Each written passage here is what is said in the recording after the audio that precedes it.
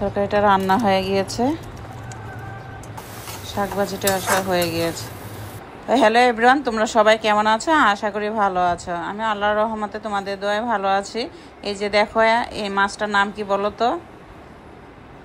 জানি বলতে পারবে, তবে এই মাছটা দেখে সবাই ভয় পাচ্ছ, অবশ্য আমারও ভয় লাগে।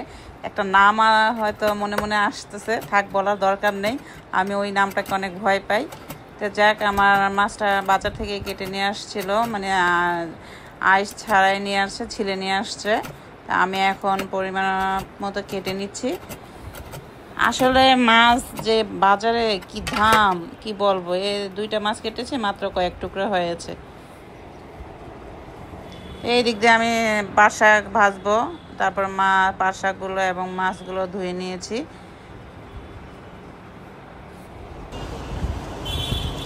আমার মনে হয় আজকে বৃষ্টি আসবে। দেখো আকাশটা কি মেঘলা হয়ে আছে।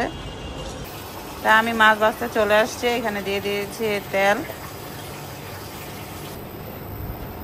মাছগুলো দিয়ে উফ বাবা, আর একটু হলে তো গায়ে ফুটে চলে আসতো। তো সবাই সাবধানে কাজ করবে। আমার তো আজকে বেঁচে গেলাম, না হয় পুরো তেলটাই আমার শরীরে চলে আসতো। আমার অবশ্য আজকাল প্রায় হাত কেটে যাচ্ছে, তেল পড়ে যাচ্ছে, কেন জানি না। মনে হচ্ছে আমি নতুন রাঁধুনি, কিন্তু কিছু করার নাই, কেটেই যাচ্ছে, পড়েই যাচ্ছে। তো আমি এখন কড়াইতে দিয়ে দিয়েছি তেল এবং পেঁয়াজ বাটা, দিয়ে দিয়েছি রসুন বাটা, দিয়ে দিচ্ছি আদা বাটা। ভালো করে মশলাটাকে কষিয়ে নিব। মশলাটাকে ভালো করে ভেজে নিব। তারপরে এখন দিয়ে দিব হলুদ গুঁড়ো,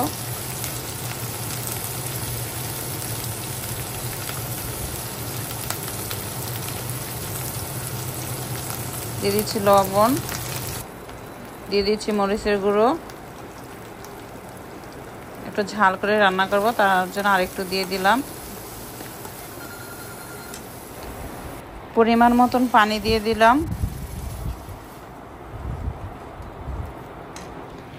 এই ভিডিওর লাস্টে তোমাদের জন্য একটা সারপ্রাইজ আছে, তো তোমরা ভিডিওটা দেখতেই থাকো। লাস্টে কি আসে সারপ্রাইজ।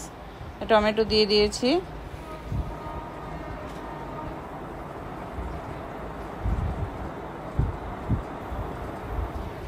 বেজে রাখা মাছগুলো দিয়ে দিলাম।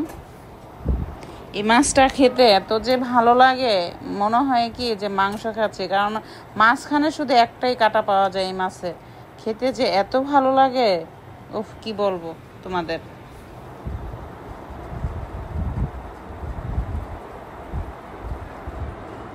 এই দেখো, আমার মাছটা রান্না হয়ে গিয়েছে।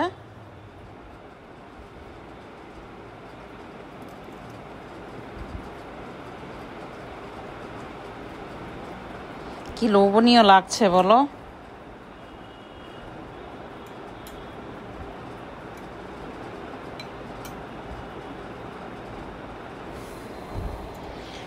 এখন শাকটা ভেজে নিব। পাট শাকটা দিয়ে দিচ্ছি তেল, কেটে নিয়েছিলাম পেঁয়াজ কুচি এবং রসুন কুচি, শুকনো মরিচ দিয়ে ভালো করে একটু ভেজে নেব।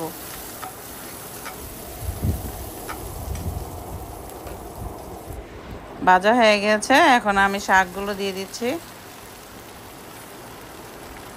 আমার কাছে মিষ্টি শাকটাই ভালো লাগে। পাট শাক, তিতা শাকটা আমি খাইনি কখনো, তবে একবার খেতে হবে। ওই শাকটা নাকি একটু তিতো তিতো লাগে, খেতেও ভালো লাগে।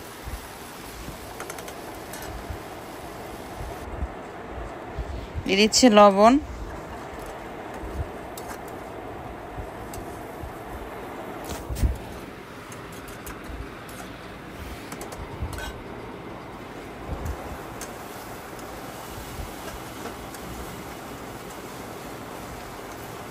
আমার শাক ভাজিটা প্রায় রান্না হয়ে গিয়েছে।